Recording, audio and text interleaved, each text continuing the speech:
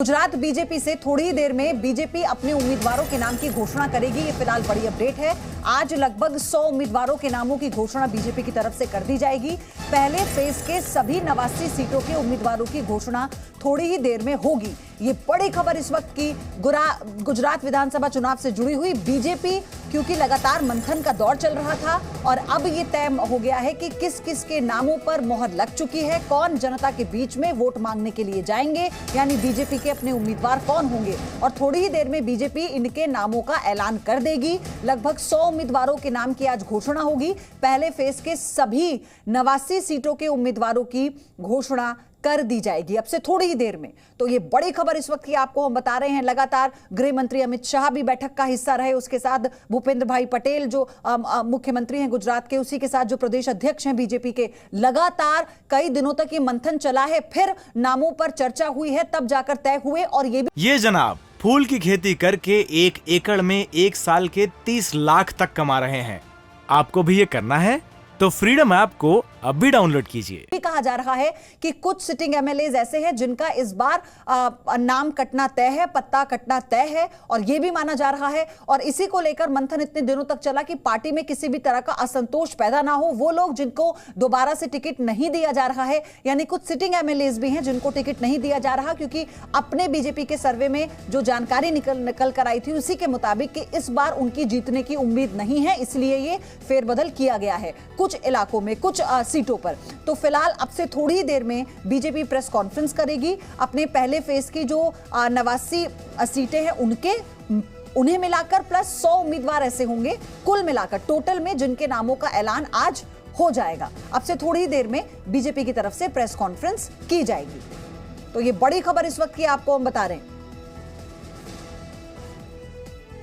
तो एक तरफ हिमाचल प्रदेश के चुनाव हैं, 12 तारीख को मतदान है, वहां लेकर भी बीजेपी ने पूरी ताकत झोंक दी है। और एक तरफ मंथन चल रहा था इस बात पर कि गुजरात में किन किन को टिकट देना है, किन को दोबारा मिलेगा, किन का इस बार पत्ता साफ होगा, किन का टिकट कटेगा। तो इसी को लेकर ये जो पूरा मंथन है ओवरऑल बीजेपी ने कर लिया। और आज अब से थोड़ी ही देर में उन नामों का ऐलान बीजेपी से कर दिया जाएगा। यानी अब की बार किसकी सरकार गुजरात में, इस बात पर भी सबकी निगाहें टिकी हैं, क्योंकि बहुत ही ज्यादा रोचक होने वाला है, दिलचस्प होने वाला है गुजरात का विधानसभा चुनाव, जहां ये सिर्फ कांग्रेस और बीजेपी के बीच का मुकाबला इतने सालों से रहा है, इस बार त्रिकोणीय रहा है। हो जाएगा मुकाबला, जो जानकार बता रहे हैं, आम आदमी पार्टी की एंट्री के बाद से। तो क्या यही कारण है कि बीजेपी को इतना मंथन करना पड़ गया? क्या यही वजह है कि जिन लोगों के टिकट कटे हैं उन्हीं की सीट पर जो दूसरे उम्मीदवार होंगे, क्या वो युवा चेहरे होंगे? कितनी तरजीह महिलाओं को इस बार दी जाएगी? तो ये तमाम ऐसी बातें हैं जिनका जो जवाब है थोड़ी देर में मिलेगा, क्योंकि जो अभी लिस्ट पहले फेज की जो लिस्ट है इसमें जारी होगी। इसमें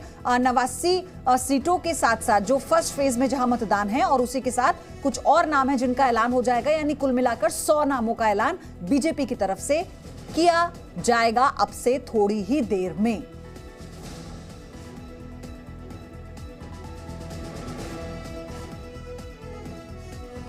तो प्रेस कॉन्फ्रेंस शुरू होगी थोड़ी देर में और ये तय हो जाएगा कि किन का इस बार टिकट कटा है, कितने सिटिंग एमएलए हैं जिनको टिकट नहीं दिया गया है, और कौन ऐसे नए दावेदार हैं जिनके बूते किस्मत आजमाएगी बीजेपी गुजरात में। क्या पाटीदार ज्यादा होंगे जिनको टिकट दिया जाएगा, और किस तरह से ये जो सामंजस्य है, जातीय समीकरण इन टिकट बंटवारों में बीजेपी बिठाती है, ये भी देखना बहुत दिलचस्प होगा। क्योंकि आम आदमी पार्टी जिस तरह से दिल्ली में उसने राजनीति की, वही नब्ज वो लोगों की टटोल कर गुजरात में भी राजनीति करने की कोशिश, क्योंकि जो फ्रीबीज हम लगातार कहते आए हैं, पॉलिटिक्स है जो आम आदमी पार्टी अपनी कहती है, यानी उसका ये कहना है कि मुफ्त में कुछ नहीं, ये तो सिर्फ बेसिक चीजें हैं, ये मूलभूत सुविधाएं हैं जो आम जनता को दी जानी चाहिए किसी भी सरकार की तरफ से, हम तो वही देते हैं। और यही इसी स्ट्रैटेजी के साथ गुजरात में भी उतरी है आम आदमी पार्टी। और अब यही देखना होगा क्या इसी को ध्यान में रखते हुए बीजेपी ने अपने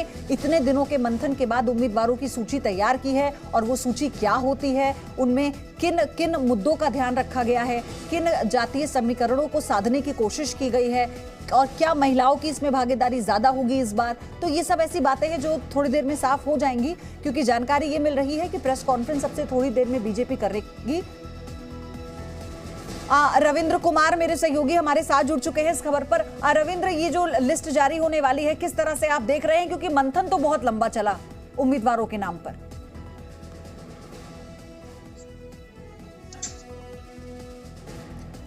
रविंद्र, आपको मेरी आवाज मिल पा रही है?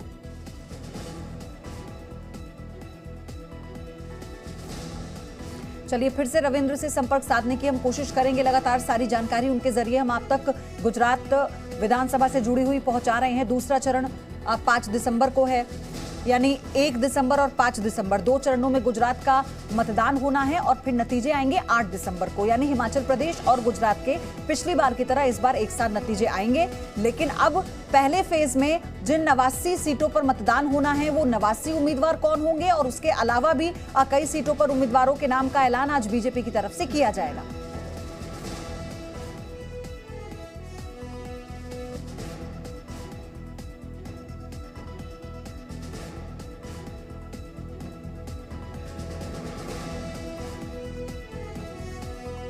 तो आगे बताएंगे आपको जैसे ही बीजेपी की तरफ से उम्मीदवारों के नाम का ऐलान होगा। लेकिन अब बात करेंगे हिमाचल प्रदेश की, यानी देवभूमि में किसकी होगी सरकार।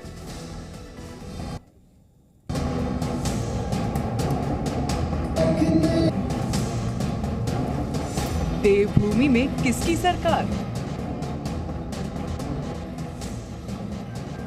हिमाचल की पसंदीदा पार्टी कौन?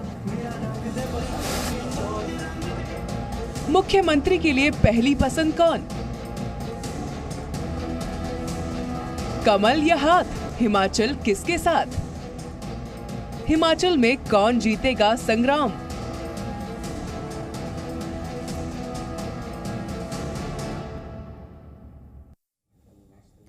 हिमाचल प्रदेश विधानसभा चुनाव मतदान का काउंटडाउन शुरू हो गया है। आज शाम 5 बजे चुनावी शोर थम जाएगा। 5 बजे के बाद हिमाचल प्रदेश में साइलेंट जोन उसे घोषित कर दिया जाएगा। इसके बाद यहां पर ना कोई जनसभा होगी और ना ही कोई रैली आयोजित की जाएगी।